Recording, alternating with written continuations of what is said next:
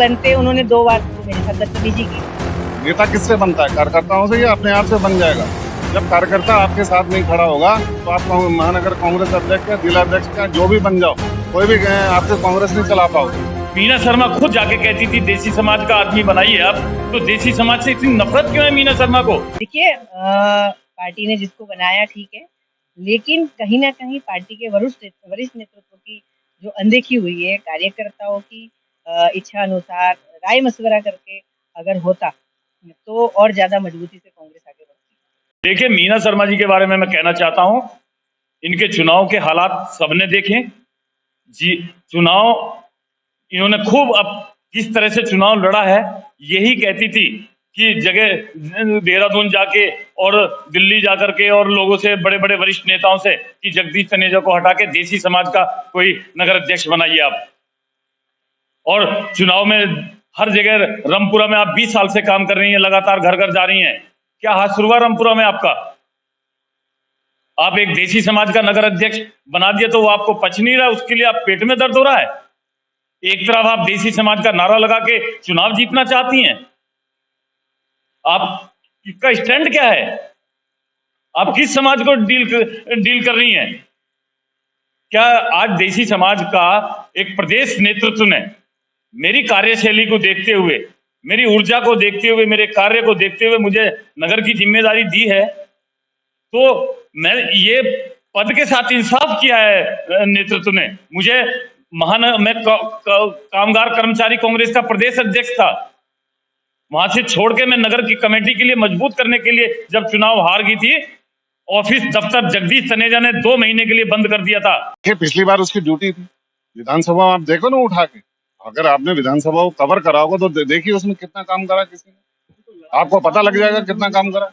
नहीं, वो आप देखिए उसमें, अगर लड़ाया होता तो आज हालात ये नजर नहीं आ रहे होते। मैं नेताओं के नाम नहीं लेना चाहता जो घरों में बैठ के कांग्रेस की बात करते हैं। सड़क पे उतरना पड़ता है, जनता की लड़ाई, जनता की आवाज को उठाना पड़ता है, कार्यकर्ताओं की लड़ाई लड़नी पड़ती है, तब कांग्रेस आगे बढ़ेगी। आज कांग्रेस की हालत जो होती जा रही है, अगर हम लोग घर बैठ के और ऐसे काम करेंगे तो कांग्रेस कहाँ खड़ी होगी, ये आने वाला समय बताएगा। कांग्रेस पार्टी को कमजोर करने के अलावा और कोई मकसद नहीं है, क्योंकि पहले भी ऐसी 1-2 सभाएं बेड़ जी के आवाज पे हो चुकी हैं। जो नगर अध्यक्ष पिछले 8-9 सालों से बना हुआ है और बराबर चुनाव पे दर चुनाव हम हारते जा रहे हैं। आप देखेंगे कि लोकसभा चुनाव में या विधानसभा चुनाव में या निगम के चुनाव में कितनी अनियमितताएं हुई हैं, आज सबके सामने है। ममता रानी का चुनाव सबके सामने है, किस कदर उनको हराया गया। हरीश रावत जी का चुनाव है, वो कितने हजार वोटों से यहां से हारे। यहां तक थी कि यहाँ उनके बस्तों के जो पैसे थे वो तक लोगों ने निकाल लिए थे। ये जिम्मेदारी से ये नगर अध्यक्ष की जिम्मेदारी है।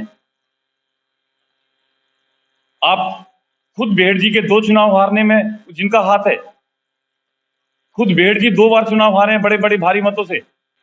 जिम्मेदारी महानगर अध्यक्ष की बनती है, पूर्ण रूप से महानगर अध्यक्ष की जिम्मेदारी बनती है किसी भी चुनाव को हारने में।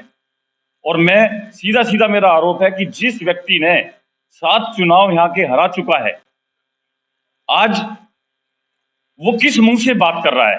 देखिए, गुटबाजी किसने स्टार्ट करी ये आप सब जानते हैं, और मेरा तो एक ही कहना है कि मैंने वो कट्टा तो लिखवाया नहीं, लेकिन उसके देख के ये लगता है कि यहाँ पर हमारे जो लीडर हैं बेहड़ जी, और जिन्होंने कांग्रेस को यहाँ पर सींचा, कांग्रेस को खड़ा करने का काम करा, और पिछले इस विधानसभा चुनाव में जो हमारी प्रत्याशी मीना शर्मा जी रही, उन्होंने चुनाव लड़ा, उस चुनाव में किन किन लोगों ने कितना काम करा, वो सब देखने का विषय था कि उसको कितना लोगों ने काम करा, उनको इनाम देने की एक घोषणा हुई।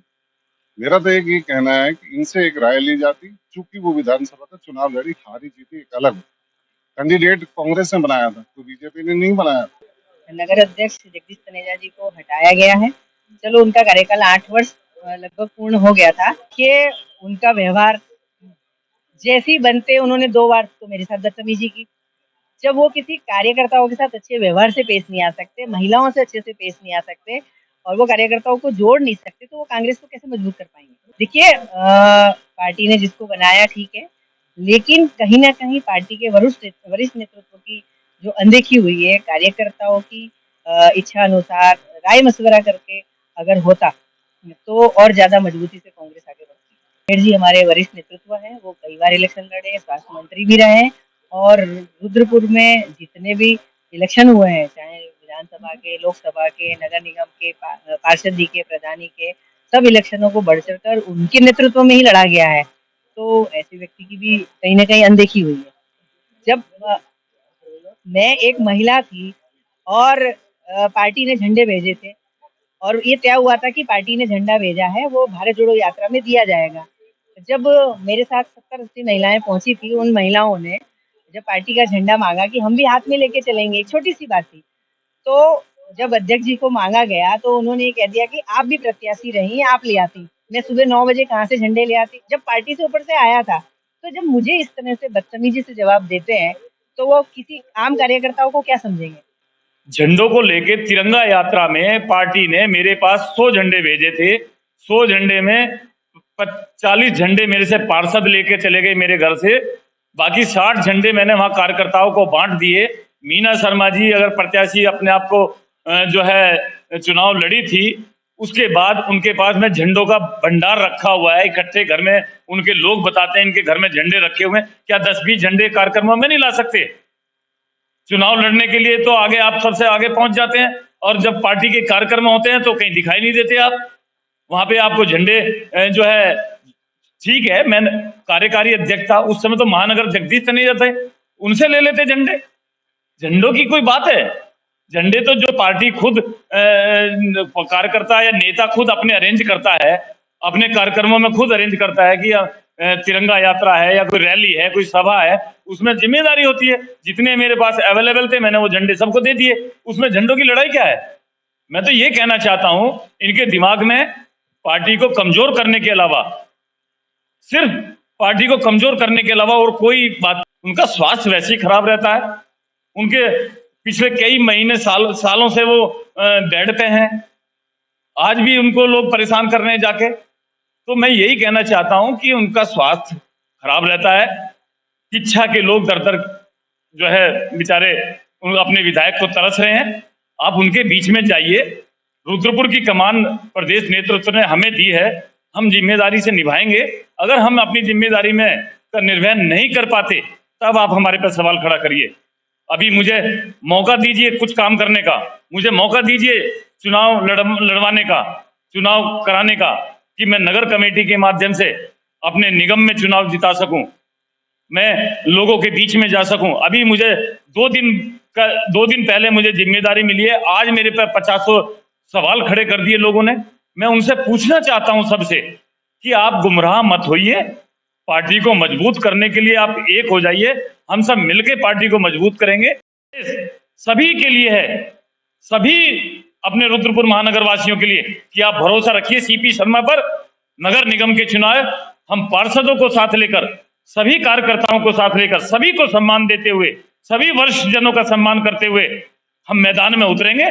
और जहां तक कांग्रेस में लोगों को शामिल करने की बात है, मैं कहना चाहता हूं कि कांग्रेस में शामिल होने का काफिला ये लगातार जारी रहेगा। ये हमने शुरू कर दिया है।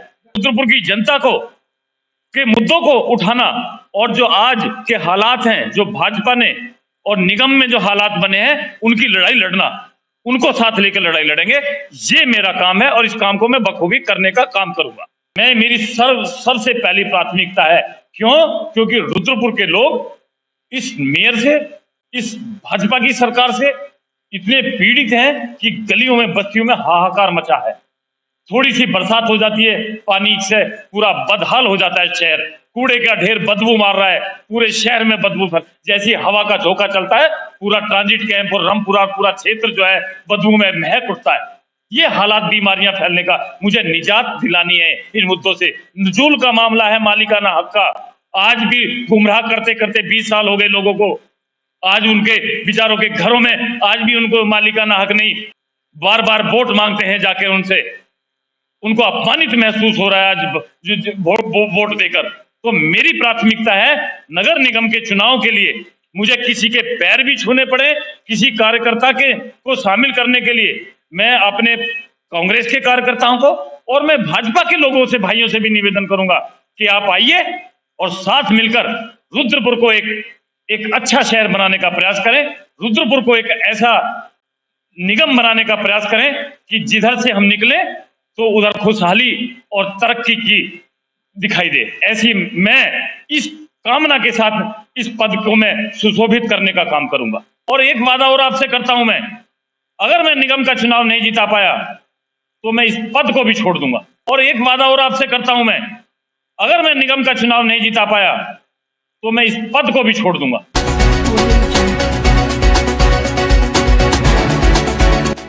आप देख रहे हैं सतर्क भारत, हर सच आप तक।